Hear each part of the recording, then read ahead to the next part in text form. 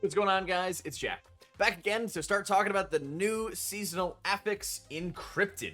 It's live on PTR right now, and I have them in front of me after the dungeon that we just did.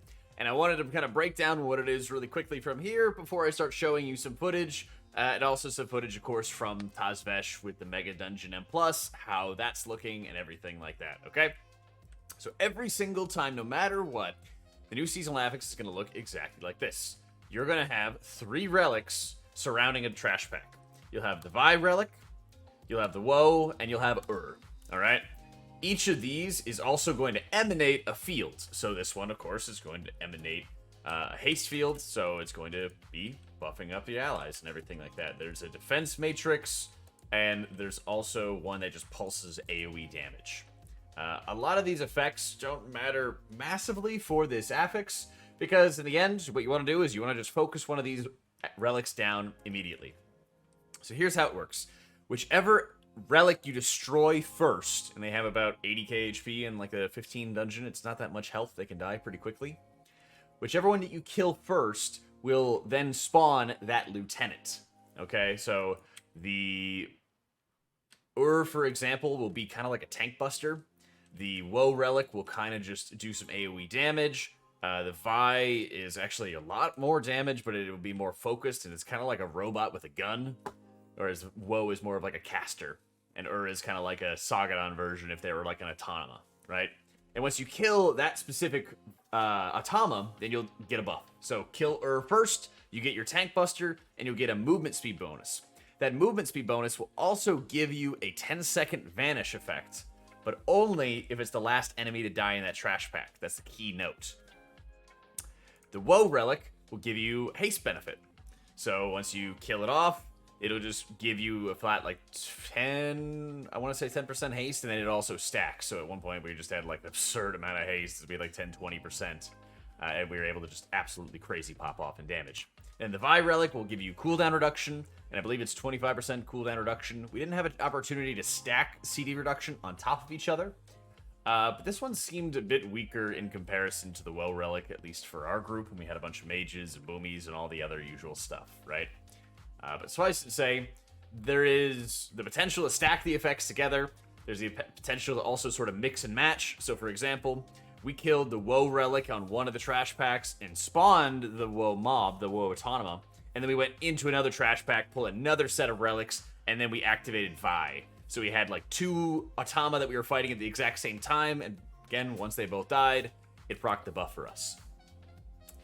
Throughout the affix and all the footage and everything like that I'm going to show you as well, it seemed like it worked pretty well for being able to give us a different buff. You also were able to kill, and this was not always true for every single dungeon, but you were also able to kill the relics without actually having to engage with the boss sometimes. Sometimes they would also social aggro, and there didn't really seem to be any sort of rhyme or reason to it. So right here, we have the Dismantler, and he's going to just have, a small tank buster, and then he's also just going to have a quick ground effect, a force slam, that'll stun you if you stand in it, for example, right? There's not a crazy amount that you have to do with him, and for the most part, all these dismantlers, or all these Automa died very quickly. You'll be able to see here, this is where we get our haste benefit, and because we're in combat, we don't get access to that sort of stealth effect.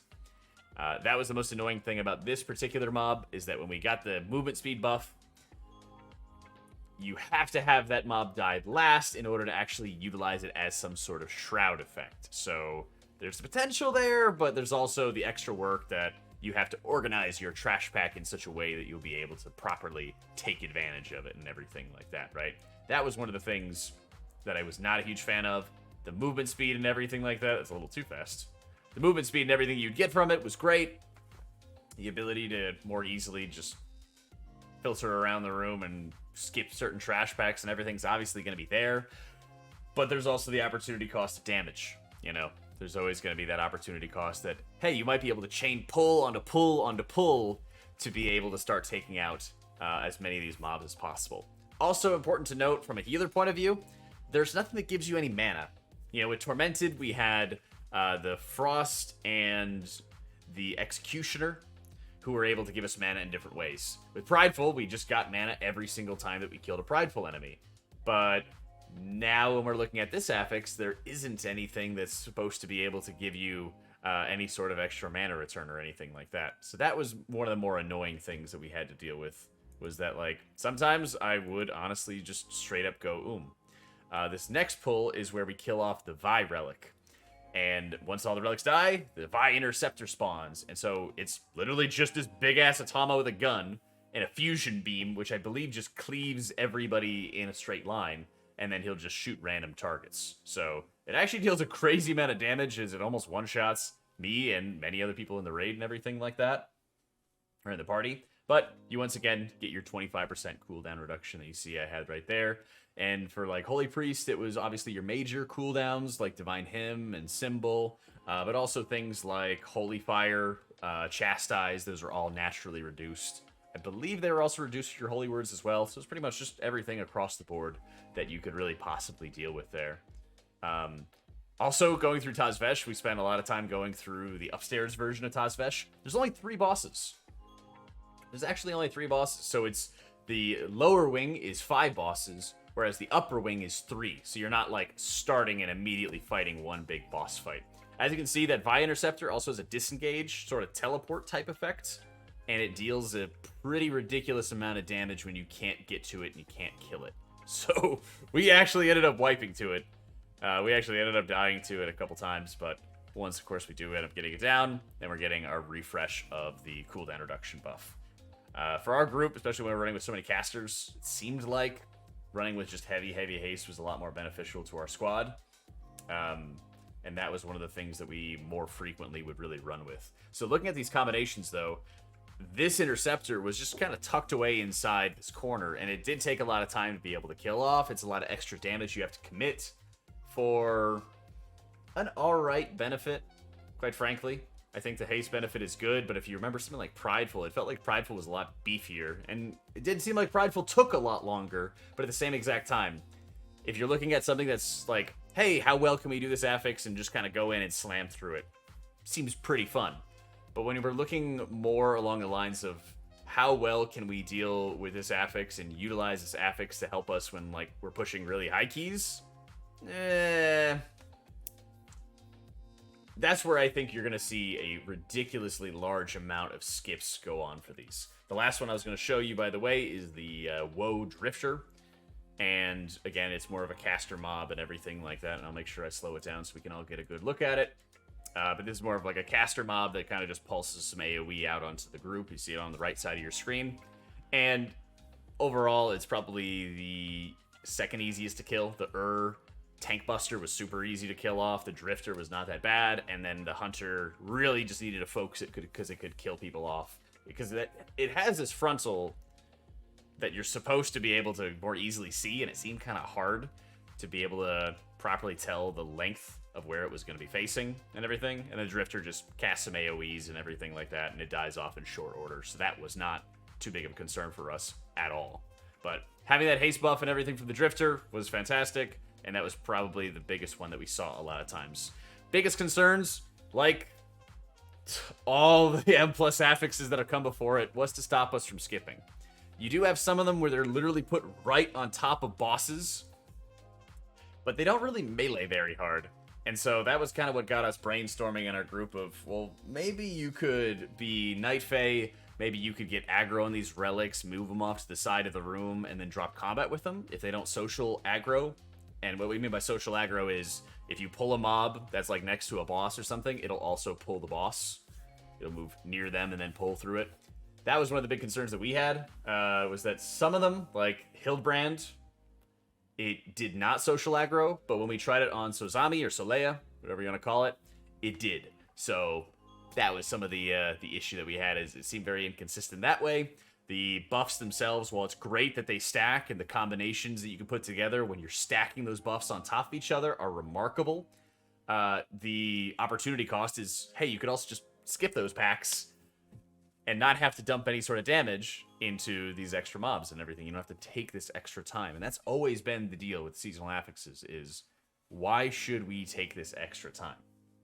What I'd like to see is some buffs to where the re-stealth factor can more properly be taken care of. You can actually get into stealth even if you don't kill it at the very end. I'd like to see some sort of damage reduction component or mana return component being added into it, whether that's being added to since it doesn't really give you any natural damage. Maybe it could give you group-wide damage reduction, so you can survive some of these really nasty pulls. In particular, Tazvesh would be a great candidate for this, because there's a ton of AoE damage that a lot of these enemies deal. So maybe having movement speed and damage reduction would really easily allow for you to be able to pull everything and live long enough to start killing a couple of them off, right? Maybe that's going to be a possibility they could add. 100%, there needs to be something with mana return. I really enjoyed being able to have, increased haste or increased cooldown reduction and everything, but there were way too many times where I'm just on the verge of going over and over and over again from these trash packs and from these pulls and everything like that. You can see, even when we had like the Dismantler and we're trying to like steadily cleave it down and everything, but we kind of ended up dying to Suzami because she's very overtuned, or Soleil is very overtuned. But we kill off a movement speed. We chose the wrong buff, and it just feels like it's just worthless on the fight. So definitely a damage reduction component would be really nice, because the movement speed is very niche, and if you kill the wrong relic in your group, it has just horrible, horrible ramifications for your squad. What I'd like to see is also the squad leader buff that you get out of Spires of Ascension.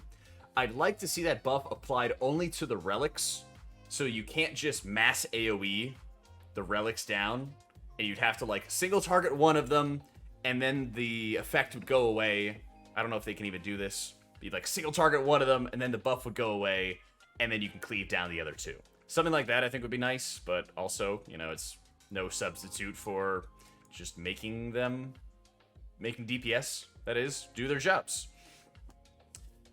But otherwise, it's pretty simple affix. There's a lot of potential to be able to skip here and there.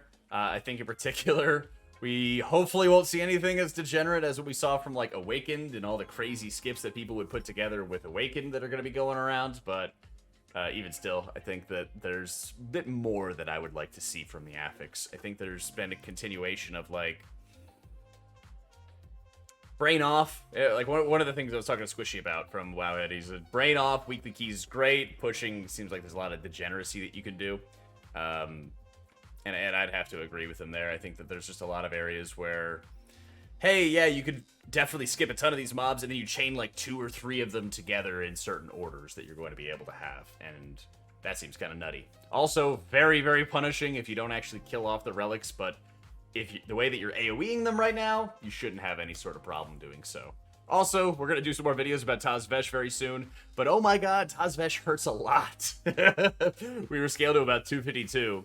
And a number of these boss fights were really, really destroying us. So, just like Mechagon, there's a lot more, like, downscaling and everything that they're going to do, just the same way as they did it before. So, I'm not surprised it's overtuned. But we'll definitely be working on some more videos in the future to talk about some of the things that you really need to kick, you really need to interrupt, you really need to watch out for as well. Any other questions? Feel free to hit me up on the live stream or in Discord. Link in the description down below. Otherwise, that's going to be it for me today. Next video, we're going to be talking about all those amazing, amazing Holy Priest buffs, so stay tuned for more of that. Make sure to subscribe. Thanks for watching, guys. Hope you all enjoyed it, and I'll catch you all next time.